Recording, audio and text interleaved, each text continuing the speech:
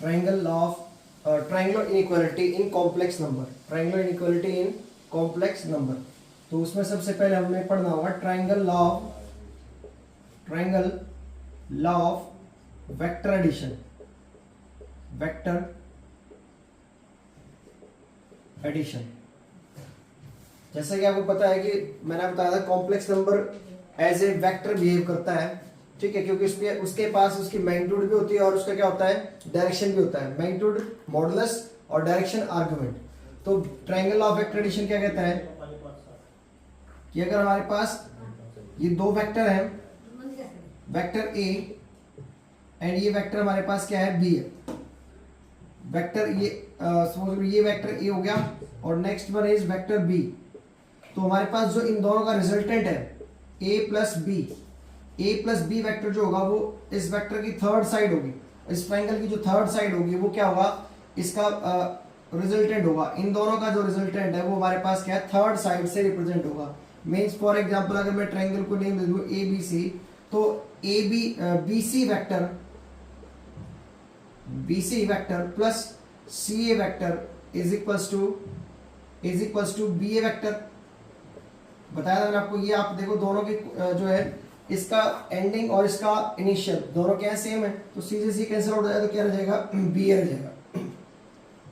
तो बी सी जो वेक्टर था हमारे पास ए वेक्टर था और सी जो वेक्टर था वो बी था, तो दोनों का रिजल्टेंट क्या आ गया हमारे पास, ए प्लस बी आ गया। सेम ऐसे ही यहाँ पर हमें ट्रायंगुलर इक्वालिटी पढ़नी कॉम्प्लेक्स नंबर में। जैसे कि फॉर एग्जांपल ये हमने दो पैरेललोग्राम लिए, एक पैरेललोग्राम लिया हमने,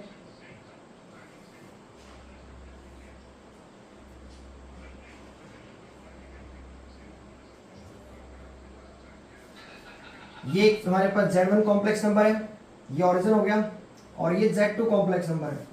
तो ये Z1 और Z2 के हैं दो साइड्स, कॉम्प्लेक्स पैरेललोग्राम की दो साइड्स, को इनिशियल साइड्स। बताया था को इनिशियल वेक्टर्स हैं ये हमारे पास, को इनिशियल वेक्टर हैं जो Z1 और Z2 से रिप्रेजेंट हो रहे हैं।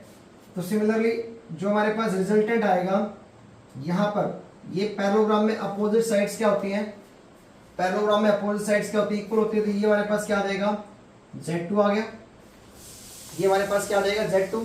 सिमिलरली नेक्स्ट जो इनका रिजल्टेंट होगा triangle law of vector addition से, triangle law of vector addition in triangle, जो ये हमारे पास ट्रायंगल दिखाई दे रहा है आपको नीचे, ये इसमें triangle law of vector addition लग जाएगा। अगर आप रखो नेम इसका, तो ओ ए, ये बी पॉइंट लिया हमने, जिसको हम क्या कर रहे हैं यहाँ पर, ये इसकी जो लेंथ है Z2 है, क्लियर, ये Z2 कॉम्प्लेक्स नंबर था। तो OAB ट्रायंगल में आपने क्या किया, OAB ट्रायंगल में ट्रायंगल ऑफ वेक्टर एडिशन लगाया, तो जो OB है वो OB is the resultant, resultant क्या आ जाएगा, Z1 प्लस Z2 आ जाएगा, Z1 प्लस Z2। बताया था रिजल्टेंट क्या होगा, इन दोनों की एडिशन हो जाएगी, Z1 प्लस Z2। सिमिलरली अब यहाँ पर इस पैरेललोग्राम में ये एक और डायगोनल हो गया, सेकंड डायगोनल ये हो जाएगा। तो ये जो हमारे पास है डायगोनल, इसको हमने रख दिया name AC, A to C diagonal क्या है ना ये। तो इन ट्रायंगल OAC ट्रायंगल में हम क्या कर रहे हैं, OAC ट्रायंगल में हम triangle law of vector addition लगाना चाहते हैं। तो ट्रायंगल ऑफ वेक्टर एडिशन कैसे लगा इसमें कि Z1 OA plus AC is equals to, बताया था मैंने आपको, AC कैंसिल आउट हो जाएगा तो क्या आ जाएगा, OC आ जाएगा, A से कैंसिल आउट होने पे क्या आ गया, OC आ गया। तो it means OA plus AC is equals to क्या आ गया, OC आ गया। तो OA की लेंथ कितनी है, Z1 है, और AC की लेंथ हमें नहीं पता, तो लेकिन OC कितना है, OC हमारे पास कितना है, Z2 है, OC जो है वो Z2 वेक्टर है। तो AC कितना आ जाएगा, AC आ जाएगा Z2 माइनस Z1 आ जाएगा। तो इट मींस इसकी जो डायगोनल है ये सेकंड डायगोनल, तो Z2 माइनस Z1 आ गई। और ये हमारे पास OA जो है वो Z1 था, तो ये जो लेंथ हमारे पास BC, तो BC भी क्या हो जाएगी, BC की जो लेंथ है ये भी क्या हो जाएगी हमारे पास,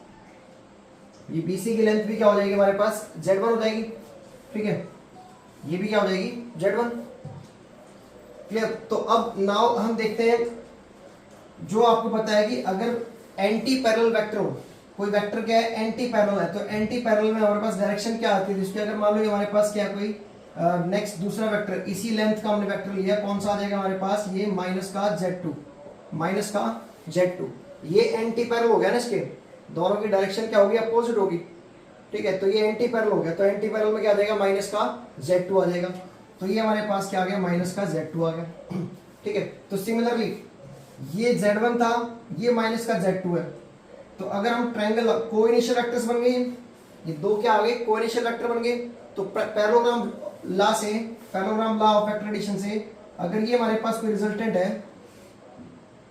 तो ये रिजल्टेंट की जो वैल्यू आएगी वो क्या आएगी हमारे पास, वो देखते हैं हम। ये नीचे भी अपने आप में क्या पैरेललोग्राम बन रहा है,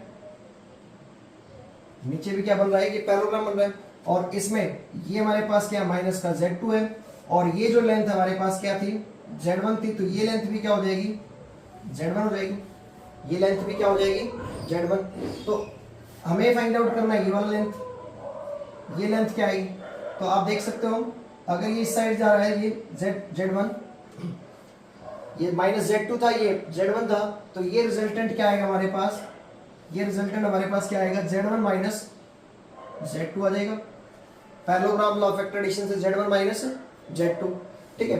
तो अब यहाँ पर ट्रायंगुलर इनइक्वालिटी पढ़ते हैं। ट्रायंगुलर इक्वालिटी क्या होती है, ट्रायंगुलर इक्वालिटी होती है कि mod Z1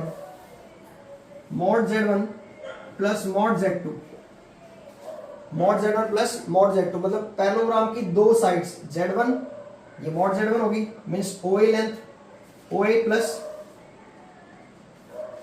OC, OA plus OC, या आप बोल सकते हो कि AB, OA प्लस AB, इन दोनों की जो लेंथ है, OA और AB की जो लेंथ है वो क्या होगी, हमेशा ग्रेटर होगी, किससे, greater than equal to mod Z1 plus Z2 से होगी, मॉड Z1 प्लस Z2 से, इसी से ग्रेटर होगी, ग्रेटर देन इक्वल टू, क्यों, क्योंकि आपको पता है ट्रायंगल में दो साइड्स का सम जो है वो थर्ड से हमेशा क्या होता है, ग्रेटर होता है। ट्रायंगल की दो साइड्स का जो लेंथ है वो क्या होगी, हमेशा थर्ड से ग्रेटर होगी। तो आप देखो इन ट्रायंगल OAB ट्रायंगल में दो साइड्स का सम Z1 और Z2 का सम जो है वो किससे ग्रेटर है, OB से ग्रेटर होगा, क्लियर। सिमिलरली अब नेक्स्ट ये जो है ये ग्रेटर होगा किससे, Z1 माइनस Z2 की लेंथ से, Z1 माइनस Z2 की लेंथ से, या आप बोल सकते हो Z2 माइनस Z1 की लेंथ से, Z2 माइनस Z1 की लेंथ से। अब देखो कैसे, ये Z1 प्लस Z2 का जो मॉड है ये क्या था, पैरेललोग्राम की बड़ा डायगोनल था, ये पैरेललोग्राम का बड़े वाला डायगोनल था ना Z1 प्लस Z2, और ये पैरेललोग्राम का क्या है, छोटे वाला डायगोनल है, तो छोटा डायगोनल क्या होगा, बड़े से छोटा होगा, क्लियर। नाउ नेक्स्ट ये बड़ा होगा किससे, ये बड़ा होगा Z1 माइनस Z2 के, Z1 माइनस Z2 से। Z1 माइनस Z2 का मतलब क्या है कि दो साइड्स के डिफरेंस से, ये जो हमारे पास स्मॉलर डायगोनल है, ये स्मॉलर डायगोनल जो है वो हमेशा क्या होगा, बड़ा होगा किससे, दो साइड्स के डिफरेंस से। आप OA में से अगर OC को घटाते हो, डिफरेंस करते हो, तो वो जो हमारे पास है ये जो लेंथ आएगी वो क्या आएगी, हमेशा क्या आएगी, बड़ी आएगी, क्लियर। दो साइड्स के डिफरेंस से हमेशा क्या होगा, दो साइड्स के डिफरेंस से हमेशा दोनों डायगोनल बड़े होंगे और दोनों साइड्स की लेंथ भी बड़ी होगी। ये triangular law of inequality, triangular inequality इसी को बोलते हैं, क्लियर।